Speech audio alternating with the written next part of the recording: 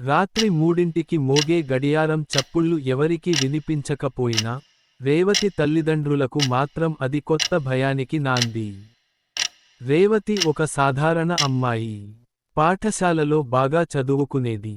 ఇంట్లో చాలా ఆనందంగా ఉండేది. కానీ కొన్ని రోజులుగా ఆమె ప్రవర్తన పూర్తిగా మారిపోయింది. పగటిపూట చాలా మౌనంగా, ఎవ్వరితోనూ మాట్లాడకుండా మూలలో కూర్చునేది.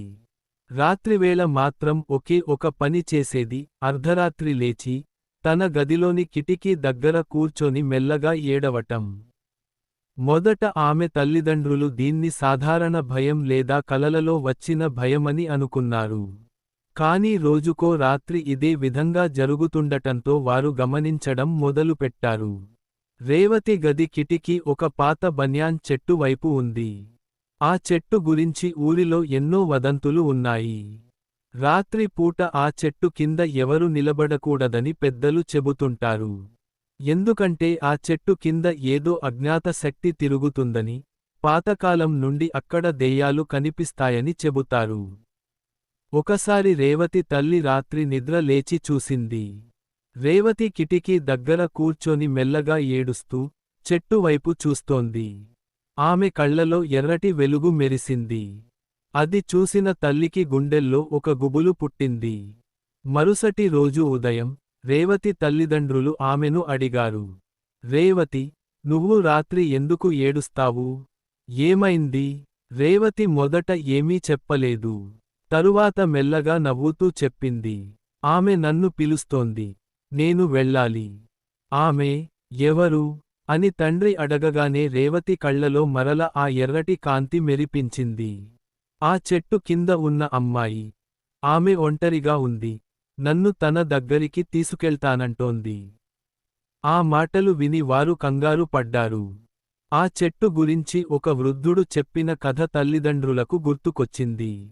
20 సంవత్సరాల క్రితం ఒక యువతి ఆ చెట్టు వద్ద ఉరివేసుకుని చనిపోయిందట. ప్రేమలో మోసపోయి ఆత్మహత్య చేసుకుందట. అప్పటినుంచి ఆమె ఆత్మ ఆ చెట్టు కింద తిరుగుతూనే ఉందని, ప్రత్యేకంగా అమ్మాయిలను ఆకర్షిస్తుందని ఊరంతా చెప్పుకునేది. రేవతిని కూడా ఆ ఆత్మ తన వలలో పడేసిందని తల్లిదండ్రులు అనుకున్నారు. మరుసటి రోజు రాత్రి, తండ్రి ధైర్యం చేసి రేవతి గది తలుపు కొంచెం ఓపెన్ చేసి గమనించాడు.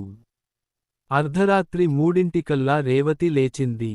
ఆమె మెల్లగా కిటికీ దగ్గరికి వెళ్ళింది. కిటికీ బయట బన్యాన్ చెట్టు దగ్గర తెల్లని చీర కప్పుకున్న ఓ స్త్రీ రూపం కనిపించింది. జుట్టు ముఖం మీద పడి ఉంది. ఆమె రేవతిని చూసి చేతి వేళ్లతో పిలుస్తోంది. రా, రేవతి, రా. రేవతి గదిలోనుంచి కిటికీ తీయడానికి ప్రయత్నించింది. తండ్రి ఒక్కసారిగా దూసుకెళ్లి ఆమె చేతిని పట్టుకున్నాడు. వెంటనే ఆ తెల్లని రూపం ఒక్కసారిగా ఆవిరైపోయింది. కానీ గదిలో గాలి చల్లబడిపోయింది. గోడలు గరగరలాడాయి. తర్వాతి రోజు, వారు ఊరిలోని పూజారిని పిలిచారు. పూజారి రేవతిని చూసి, చెట్టు వైపు తిరిగి జపం చేశాడు. కొద్దిసేపటికి రేవతి ఒక్కసారిగా గట్టిగా కేక వేసింది. ఆమె నన్ను వదలదు. నేను ఆమెతోనే ఉండాలి. అప్పుడు పూజారి అన్నాడు. ఇది చెట్టు కింద చనిపోయిన ఆత్మ. ఒంటరితనం వల్ల సజీవుల ఆత్మను తనవైపు లాగుతుంది. కాని దీన్ని ఆపగలిగేది కేవలం ఒక పూజా క్రతువే. రాత్రి 12 గంటలకు పూజారి, తల్లిదండ్రులు, రేవతిని తీసుకుని ఆ చెట్టు దగ్గరికి వెళ్లారు. నెమ్మదిగా మంత్రాలు ప్రారంభమయ్యాయి. ఒక్కసారిగా చెట్టు కదలడం మొదలైంది. గాలులు గర్జించాయి. తెల్లని చీరలో ఆత్మ ప్రత్యక్షమైంది. ఆమె నాది.